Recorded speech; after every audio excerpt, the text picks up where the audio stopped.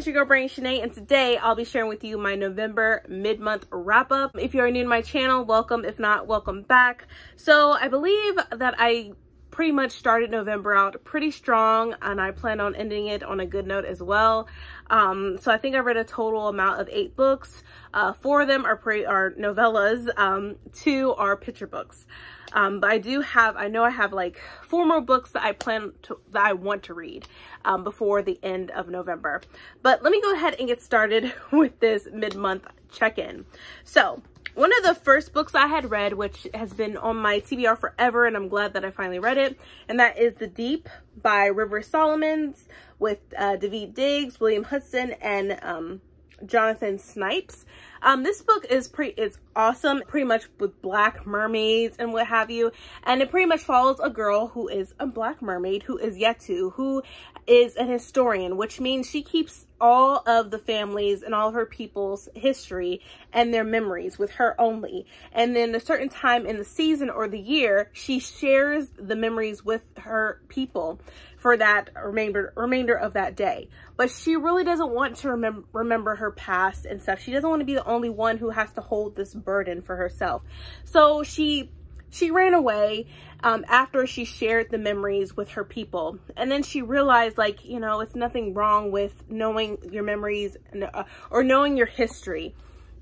And I really, really enjoyed this novella because, of course, this is about mermaids, black mermaids who evolved into the water as they were thrown into the ocean when they were taken captive from their motherland, and were going to be sold as slaves to, somewhere else, to a different country. And of course, if you don't know, in history back then during the Atlantic slave trade, if they felt like one of their, which they didn't consider them people, they considered them cargo or livestock, and if they felt like they were of a disease or useless or just sick, whatever, they would dump them over into the ocean. Sometimes they would even be chained all of them would be chained together and they would drown. So in that moment when they would do that, these people, they turned into and evolved into black mermaids.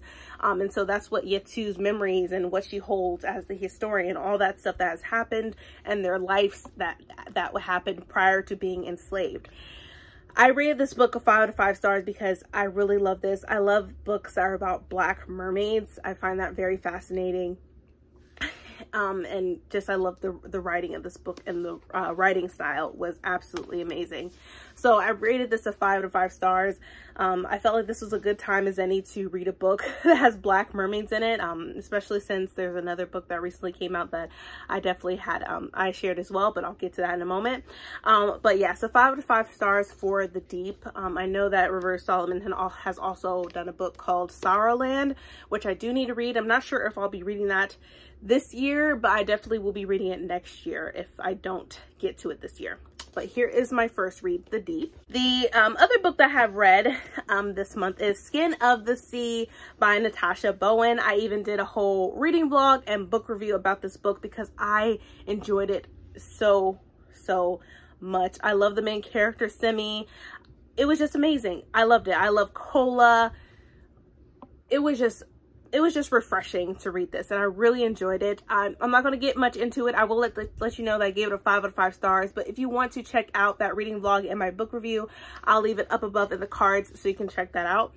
But yeah, so another Black Mermaids book. So I was in my Black Mermaids vibes. So definitely, if you haven't picked up this book yet, I suggest you do so. This book just came out November the 2nd, so you can definitely pick this up and read it for yourself to find out, have your own opinion about the book. But this is the second book that I read. The next book, which is also a novella, and the first book that I have read by this author, and that is A Spindle Splintered by Alex E. Harrow. This is pretty much a Sleeping Beauty retelling. There hasn't been a lot of Sleeping Beauty retellings that I am aware of. You probably all have some retellings that you have read. If you have, let me know down below in the comments, because I'll definitely check them out. But I had won this arc on a giveaway, and I do plan on reading more of Alex's work because it was really interesting. It's basically following a girl who is dying, and she feels as if she is Sleeping Beauty, whereas she's, you know, as when her moment is up, she's just going to be in a sleep. She won't be gone. She will just be in a slumber for years, centuries to come. But in this retelling, she is swept into this world where she actually sees the real Sleeping Beauty. But this Sleeping Beauty doesn't want to be married to the prince. She just doesn't. She'd rather just go ahead, be cursed, and just sleep into a slumber. But they find out ways in order to, or the main character finds ways to make sure that she doesn't marry this prince who's an asshole. And I will let you know, this is like a feminist take on Sleeping Beauty. So just a heads up, this is not what you expected. And I actually enjoyed this book really much. Like, I will say I really wanted more from it. So, but I believe I gave it like maybe a 5 stars, or maybe a 4, maybe a 4. I don't remember what I put on Goodreads, but it's one of those, because I felt like it was missing something, but it was still great. Like, I really enjoyed this. But even, let me just read the blurb to you or just what it says. It says, Sleeping Beauty is the worst fairy tale pretty much any way you slice it. It's aimless and immoral and chauvinist as shit. Even among the other nerds who majored in folklore, Sleeping Beauty is nobody's favorite. The romantic girls like Beauty and the Beast, vanilla girls like Cinderella, goth girls like Snow White, only the dying girls like Sleeping Beauty. And as I said, this was a story or Sleeping Beauty retelling, but it comes back to life, and it was really breathtaking as well because it mentions like the Little Mermaid and all the other stuff, and comparing them to how crazy and bizarre they are in this, in the stories itself. Like it says, right here, it says, if you drew a Venn diagram between me and Briar Rose, the overlap would be 1, doomed to die young, 2, hot in a fragile, consumptive way, 3, named after flowers. And it says, I mean, look, I have a folklore degree. I'm aware that Sleeping Beauty's name has ranged from Talia to Aurora to Zelendin. Do not Google that last one. But the Grimms called her Briar Rose, and my name is Zinnia Gray. So just let me have this one, all right? I'm not even blonde. But okay, so yes, so as you all know, the main character's name is Zinnia, and she is dying. And so she looks up to Sleeping Beauty and the characters, even though she's more of the Grimm's brothers type of movie style, where it's really gory. But I don't want to get too much into it because I don't want to spoil it for anybody. But I will say it does have a great ending where Zinnia, as she's in this different dimension, and as she comes back to her own dimension, Earth, reality for herself, the sickness that she has, it lessened or it disappeared, but it still will come back in time. But at that moment, she has a longer life now, and she's going to pretty much consume that time she has and live her life as best as she can. Because in the very beginning, she talks about how she's just always in her room. Her parents didn't change her bed sheets, her Disney bed sheets, because there was no point in changing anything, because she's dying and she'll be gone in less than a month. But just for those hopes in the last part where she's able to live her life and able to look at her life in a different mindset and a different image, I really, really enjoyed this book. So I think I give it, like I said, either 4 to 5 stars, but it was really great. I did love this Sleeping Beauty retelling, and I do plan on reading more of Alex's books, which I know another novella is coming out, which I do not know what the retelling about that one is. But yeah.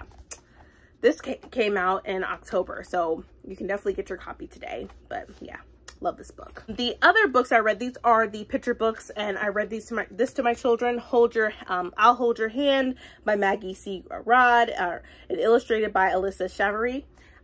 My daughter loves this so much, and also it really helps her as to learning, to read, because she's still in the process of learning to read. And it's very, like, I loved it. Like, it has I'll hold your hand when you walk, then you run, and the fun's just begun. Like, I just love it, and she loves like the pictures so much, and so do I. I just think it's really beautiful. She sees images of herself as a Black girl, which I do love as well in this book. I just really love this, and my sons love this. My son loves it too. But yeah, 5 stars for this one.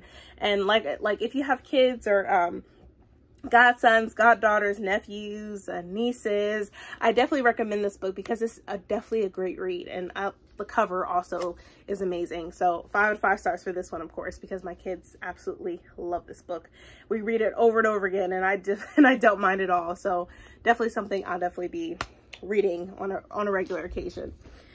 Next picture book that I've read that my daughter really likes. My son, he really doesn't care that much for this one, but it's Superheroes Are Everywhere by Kamala Harris and illustrated by Michelle Renee Rowe.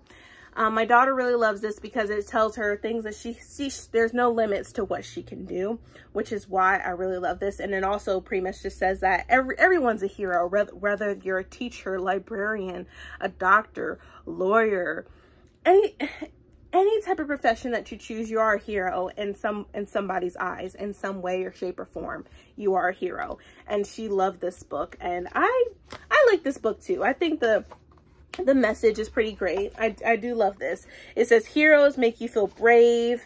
It says heroes stand up for what's right. So there's all different types of forms of heroes in people's lives, and I always express that to her, like she can be anybody's hero, not realize it. But I gave this a 5 out of 5 stars because my daughter is just enthralled with this book. So we have this one. Then the novellas that I read. So I read 2 romance novellas. I really have been reading a lot of romance, and I definitely wanted to get my romance reading in as much as possible before the year is over. So the first romance novella that I read was Son of a Beach by Mia Sosa. I really enjoyed the book. I thought it was really cute. Like, I like the characters pretty much. We have Naomi, and then we have Donovan, who work at a magazine, works for a magazine. It's called M Class. And pretty much Donovan always undermines Naomi, and Naomi, you know, undermines Donovan and his decisions about how they should approach M Class and their new aspect of the magazine itself. And so they end up pretty much working together, and they go on this trip to, I think it's either Jamaica or the Bahamas, where they do a photo shoot of pretty much of people in swim gear and stuff like that. But Donovan didn't hire any female models. And he only hired male ones. So, you know, Naomi was like, okay, I can spin this. I can work with this. But then on top of that, Donovan didn't order anything for the swimwear. And so Naomi was like, you son of a beach.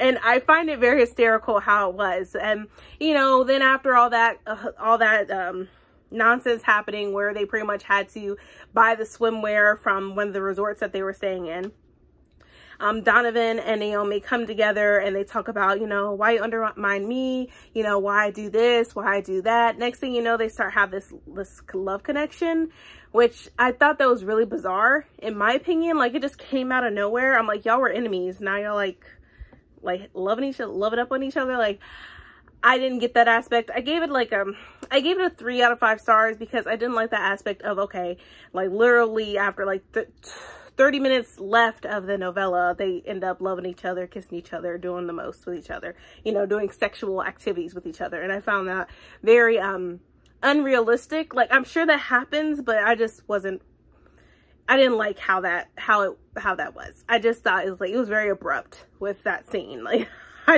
I get it, it's a romance novella, but that was very abrupt. Like, y'all could have done this earlier in the book. That would explain a lot more, but y'all hated each other until the last, like, 30 minutes of this novella. Like, what the heck?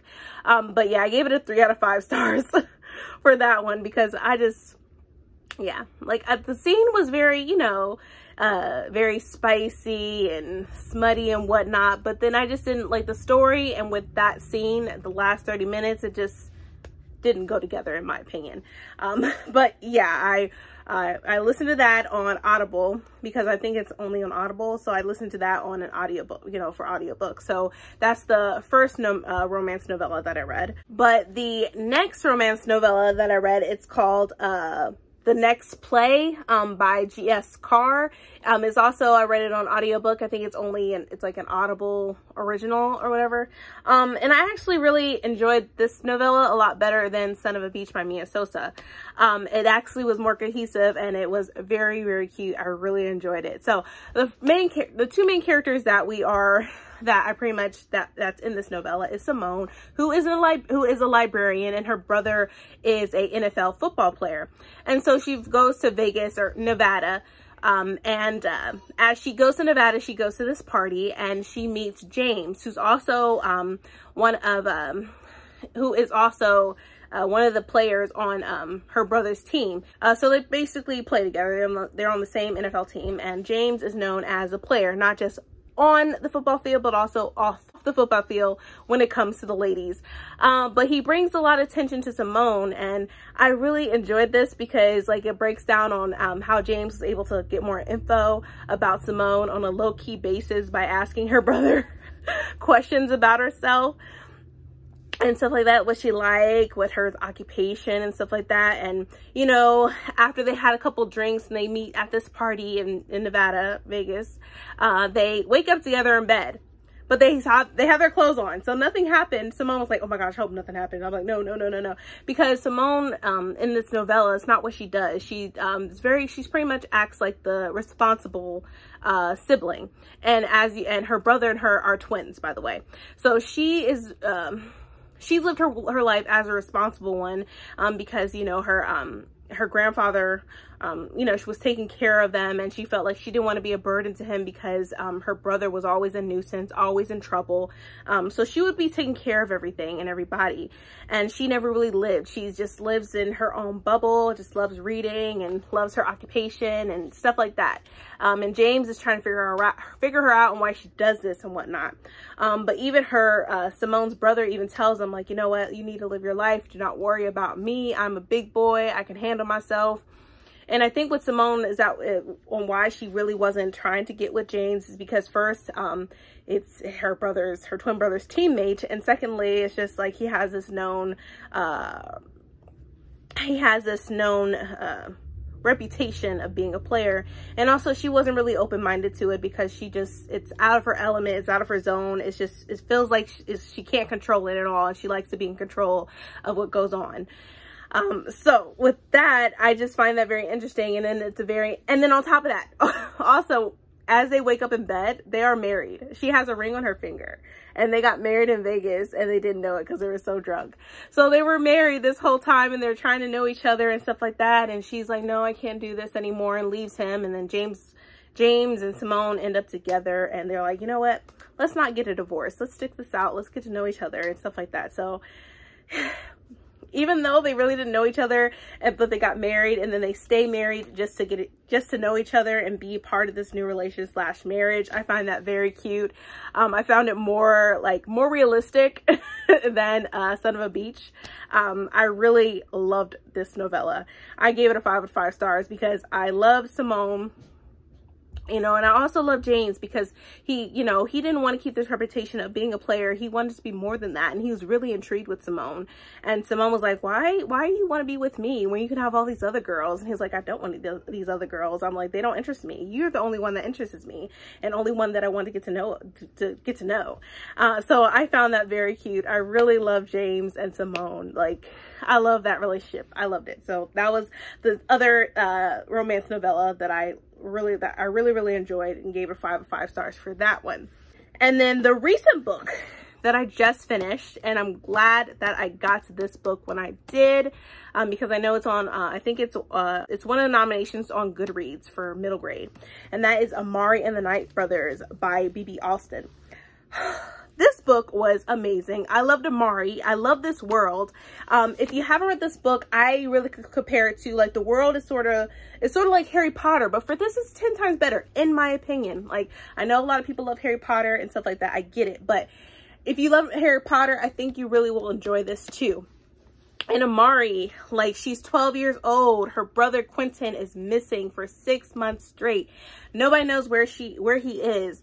And then next thing you know, she's in this magical world where she finds out that her brother was a magician, which she turns out that she is a born magician as well. But in the world where she ends up trying to be an agent, a junior agent for superstition and investigation,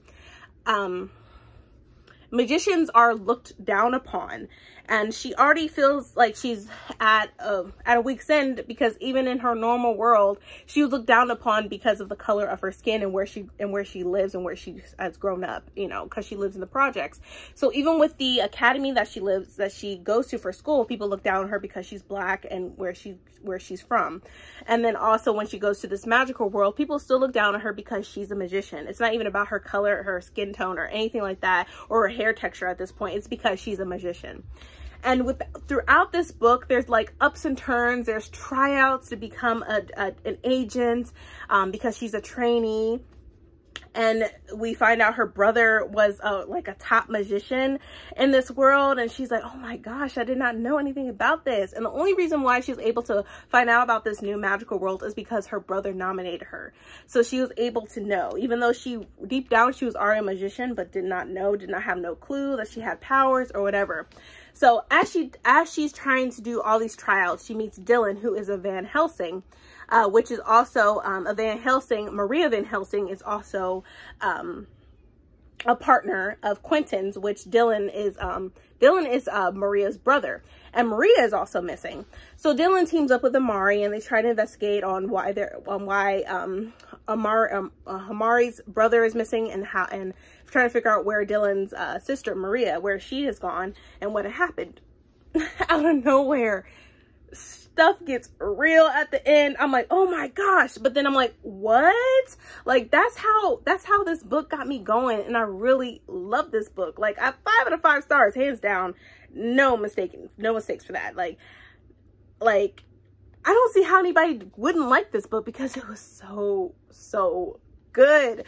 Like, now I can't wait for the second book, but I only gotta wait like maybe 3 months, stuff like that, because I think it comes out in sometime February next year in 2022. So I think I read this book at a good, perfect time, that way I don't have to wait so long, because I know this book came out earlier this year in 2021, I think in January. So either January or February. But I really love this book. I loved Amari. I loved Dylan. Even though Dylan at the end pissed me off, but we won't get into that. No spoilers for this one. I just really enjoyed this world. It felt like as I was reading it, it's something that I haven't read before. And, this is also a middle grade book, and I really love this. It was just tons of action, just everything. And I love the world building, the people, and, and Amari's confidence. It's filled with black girl magic for real in this book.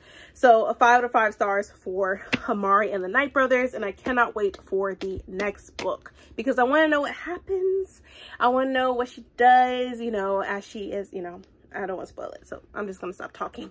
But that is my mid-month of November wrap-up.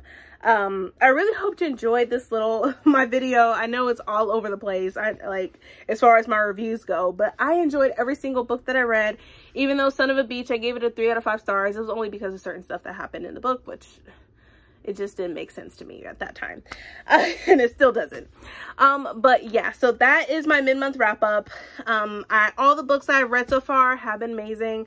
And I really enjoyed what I've been reading this month. I do plan, like I said, on reading 4 more books this month, supposedly.